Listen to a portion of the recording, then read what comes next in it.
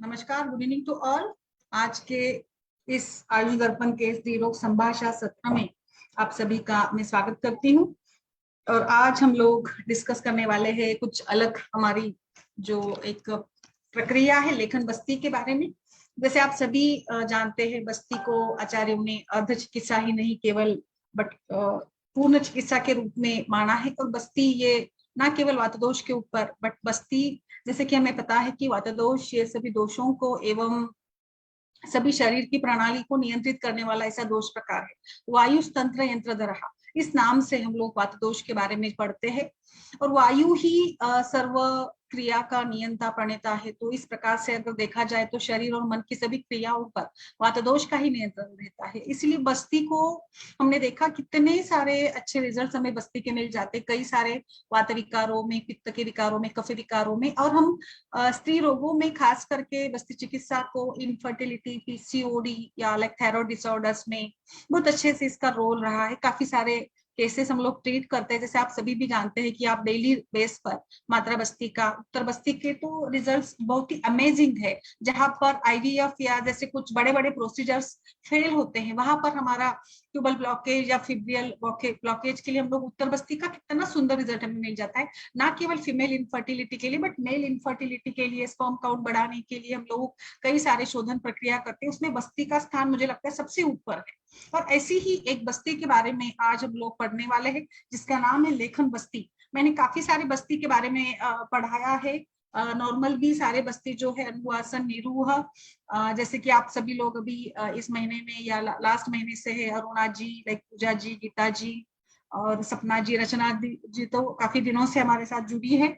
और तृप्ति जी भी है। तो लाइक कुछ माधुतैलिक बस्ती, यापन बस्ती, मुस्तादी यापन बस्ती या वैतरण बस्ती, माधुतैलिक बस्ती, सभी बस्ती के बारे में सेशंस हुए हैं। आयुष दर्पण के यूट्यूब चैनल पर आपको ये सारे सेशंस मिल जाएंगे, तो वहां पर भी आप इसको फिर से रिपीट भी देख सकते हैं। एक बस्ती जो है, जो आज हम लोग पढ़ने वाले हैं, वो है लेखन बस्ती। अभी लेखन बस्ती के नाम से ही हमें पता चल जाता है कि ये लेखन का काम करता है। तो देखिए, लेखन की जरूरत कहाँ पड़ेगी? तो जहां पर हमारे शरीर में कोई भी लाइक धातु में मेद धातु है या मांस धातु है, वसा है, अतिरिक्त मात्रा में जब भी शरीर में आम या आम से रिलेटेड लाइक कफदोष और कफदोष से संबंधित सारे धातु, जैसे कफदोष का सभी धातुओं के साथ एक आश्रय से संबंध देखा जाता है। खास करके उसके समान जो भी धातु है, रसो अपि श्लेष्मवत, यानी रस धातु और कफ धातु समान है। तो रस धातु की जहां पर भी इन्वॉल्वमेंट होगी, जैसे रस धातु से ही सारे धातु बनते हैं, तो कहीं ना कहीं सभी धातुओं में रस धातु की मात्रा थोड़ी बहुत तो है ही है। बट इसके साथ ही रस है, मांस है, मेद है या मज्जा है, शुक्र है। जैसे हमने देखा कि जब भी कोई हम लोग ट्रीटमेंट देते हैं तो सबसे पहले हमें दीपन पाचन कराना पड़ता है। इसमें हम लोग रस पाचन कराते हैं। रस पाचन का उद्देश्य यही होता है कि रस धातु जब शुद्ध हो या रसव स्रोत जब हम लोग शुद्ध करेंगे तो बाकी सारे धातुओं का निर्माण भी व्यवस्थित रूप से होगा। तो ये बेस है हमारे ट्रीटमेंट प्रणाली का। या आयुर्वेदिक पद्धति से चिकित्सा करते हैं तो हम लोग सबसे पहले तो दीपन पाचन कराते हैं, क्योंकि कहीं ना कहीं आम अग्नि मानते हैं। तो ऐसी कुछ हमारी स्थितियां, शारीरिक स्थितियां, जहां पर हमें लगता है कि हमको कुछ रुक्षण करना है, लेखन करना है, तो सबसे बड़ा जो ये होगा ना, लाइक हेलो, हाँ बोलो, थोड़ा नहीं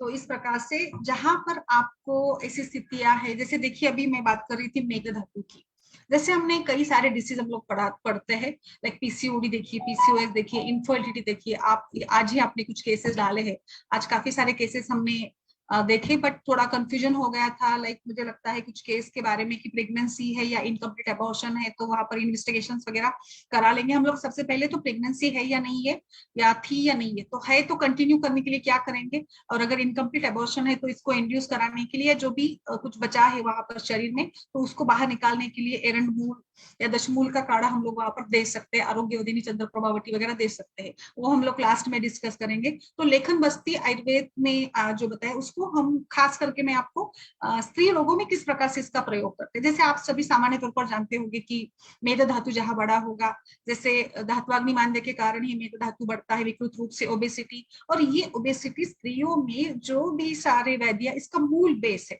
अभी हम लोग ओबेसिटी के ऊपर भी एक किताब लॉन्च कर रहे, अगले 2 महीने में हमारा वो किताब भी आ जाएगा, उसका भी काम हो चुका है, जिसमें मैंने खास करके प्रेगनेंसी, मेंस्ट्रुएशन, मेनोपॉज रिलेटेड सभी इश्यूज को वहां पर रखा है।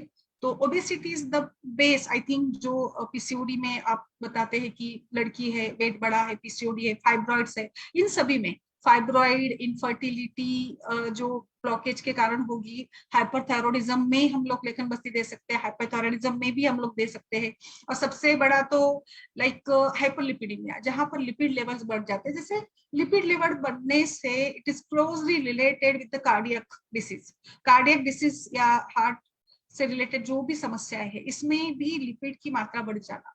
जैसे जैसे खास करके हमारी आज की लाइफस्टाइल है, इसको देखते हैं, तो लिपिड्स का मात्रा बढ़ जाना काफी समस्या है। तो लिपिड की मात्रा कम कराने के लिए हम लोग गुड़ जैसे कल्पों का प्रयोग करते ही है, और कुछ धातु का कर्षण हमें करना होता है वहां पर। तो धातु कर्षण करने के लिए जैसे बस्ती जो आपके पेशेंट्स होते हैं ना ओबेसिटी की, हम लोग उसमें भी निरुआ अनुवासन कराकर भी ओबेसिटी के लिए बस्ती बेस्ट है। इसमें भी आप लेखन बस्ती करा देते हैं ना, तो ओबेसिटी के लिए ड्रामेटिक रिजल्ट्स आपको मिलेंगे, क्योंकि ओबेसिटी को लेकर बड़ी समस्या है, बड़ी चिंता है आज सोसाइटी में, और कोई ऐसा हमको लाइक कोई मॉडर्न मेडिसिन या ऐसे कुछ खास उसके लिए ड्रग, पेटेंट ड्रग नहीं कि जिसको लेकर हम लोग कहेंगे कि ये आप ले लो और आपका वेट इतना बस 5-10 किलो कम हो जाएगा। इसके लिए हमें बड़ा प्रयास करना पड़ता है, आहार विहार योगा सब कुछ कर कर, तो कुछ पंचकर्म कराकर या पूरा शोधन कराकर जहां पर भी कहाँ पे मेद संचय है, कफ संचय है, उसको निकालने के लिए हम लोग वहां पे बस्ती चिकित्सा दे सकते हैं। तो मुझे आपको ये समझाना है मूल रूप से कि जहां पर भी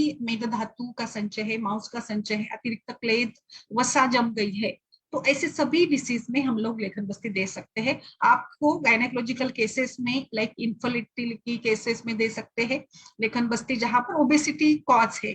इसके साथ साथ हाइपरथायरॉयडिज्म में दे सकते हैं, हाइपरलिपिडीमिया दे सकते हैं। Hyperlipidaemia it is related with osteoporosis, osteomalacia, जो ओल्ड एज की पेशेंट आती है ना हमारे पास मेनोपॉजल एज की, उसमें हाइपरलिपिडिया या लाइक मेद धातु की निकृष्टता और इसमें लिपिड लेवल बढ़ जाना, ये देखा जाता है।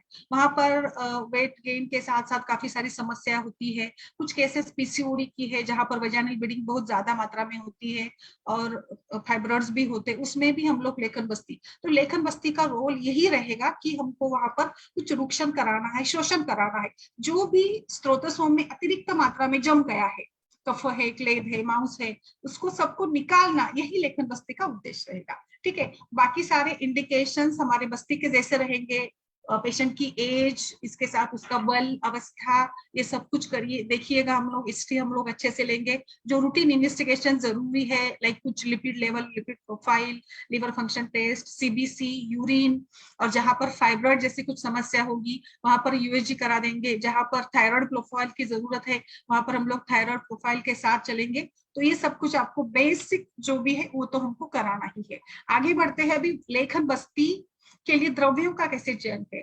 आचार्यों ने अलग अलग रूप से इसको बताया है, वंगसेन आचार्य है, सुश्रुत आचार्य है, एक उसी के हिसाब से मैं आपको बता दूंगी। तो बेसिक कंपोनेंट्स लेखन बस्ती के जो होते हैं, इसमें गुड़ हमें डालना है, गुड़ रहेगा 20 ग्राम की मात्रा में, माक्षिक, सुवर्ण माक्षिक को लेना है 160 ml, लवण हम लेंगे 10 ग्राम की मात्रा में, स्नेह लेना है 240 ml की मात्रा में। कल्क, अभी कल्क किसका बनाना है ये आपका डिपेंड करेगा। कुछ आचार्य बताते हैं, कुछ यवकादिगण का हम लोग यहाँ पे कल्क लेंगे, कुछ ने वहां पर उच्चकादिगण का लेना बताया। आचार्य वंगसेन ने उच्चकादिगण के द्रव्यों का कल्क लेना उचित माना है। तो ये आपके हिसाब से जो भी वैधि है उसके हिसाब से भी हम लोग सेलेक्ट कर सकते हैं। काढ़ा किसका बनाएंगे? काढ़ा के लिए आमतौर पर मेरा ये मानना है कि त्रिफला, नींब, पटोल पत्र ऐसे जो तिक्त कषाय रस के हैं, क्योंकि तिक्त कषाय रस खास करके मेद धातु के कर्षण के लिए या क्लेद, अतिरिक्त क्लेद का शोषण कराने के लिए अच्छे रहेंगे।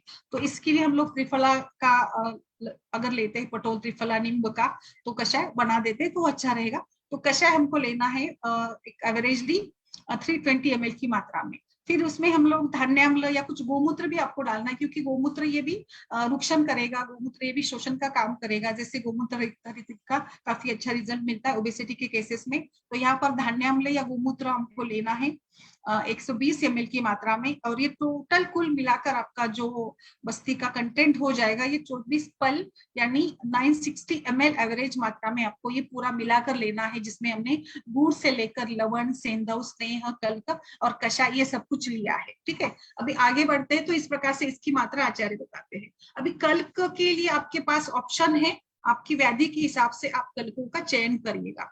जैसे कि उशकादि गण का अगर देखेंगे तो उशकादि गण में उन्होंने सेंधव, शिलाजित, कासिस, पुष्कर, पुष्प कासिस, हिंगू, तुतक यानी मोरचूत ये सब कुछ धातु वर्ग है। तो कुछ आचार्य कहते हैं कि धातु वर्ग इसमें है तो इसको हमको यूज नहीं करना है, तो वो प्रिफर करते हैं कुछ युवानी टाइप का मदन फल, फिर इसमें बिल्व है, कुष्ठ है, वचा है, शतपुष्पा है, मुस्ता है, पीपली है।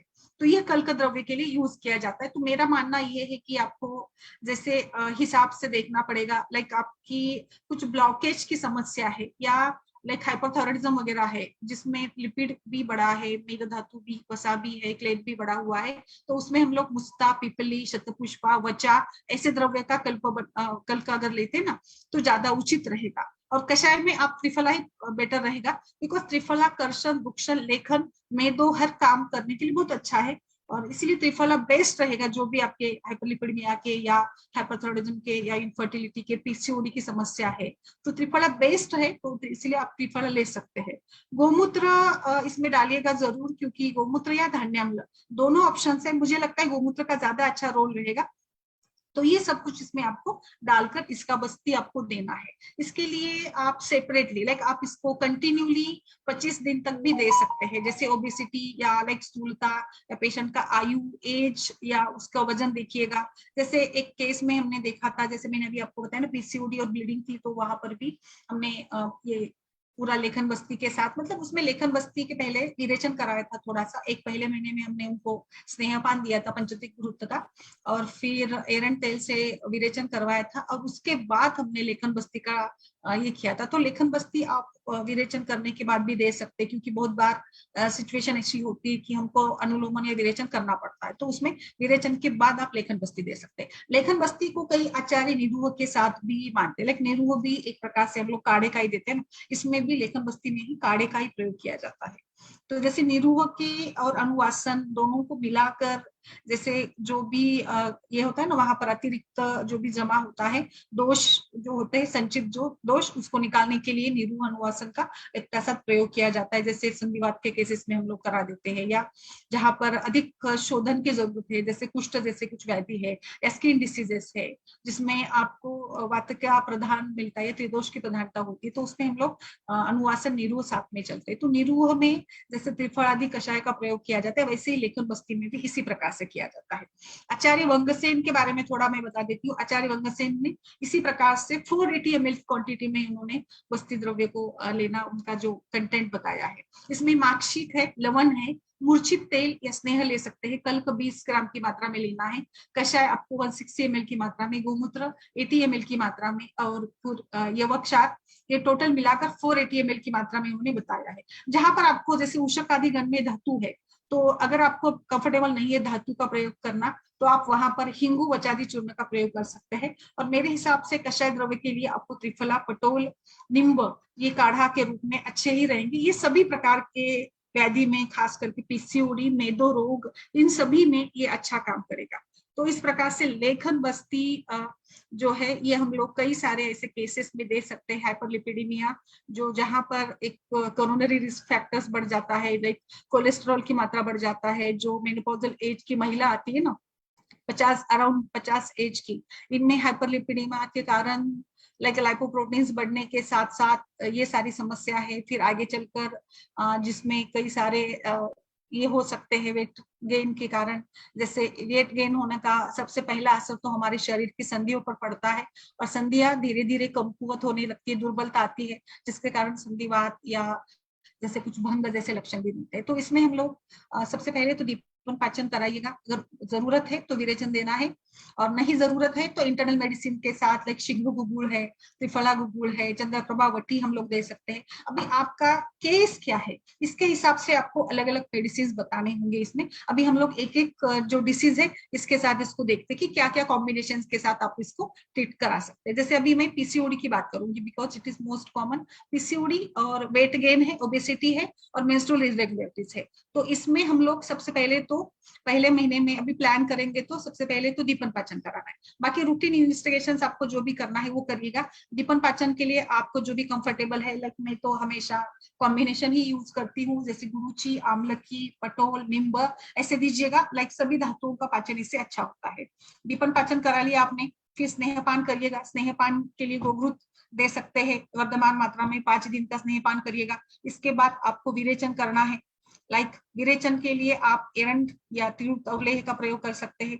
पीसीओडी के केस के बारे में बता रही हूँ मैं, तो पीसीओडी के लिए आपको विरेचन के लिए एरंड या फिर भ्रष्ट हरितकी, एरंड भ्रष्ट हरितकी का प्रयोग करना होगा, या फिर आप त्रियुक्त आप अभ्याधि मोदक भी दे सकते हैं, उसका भी काम अच्छा होगा।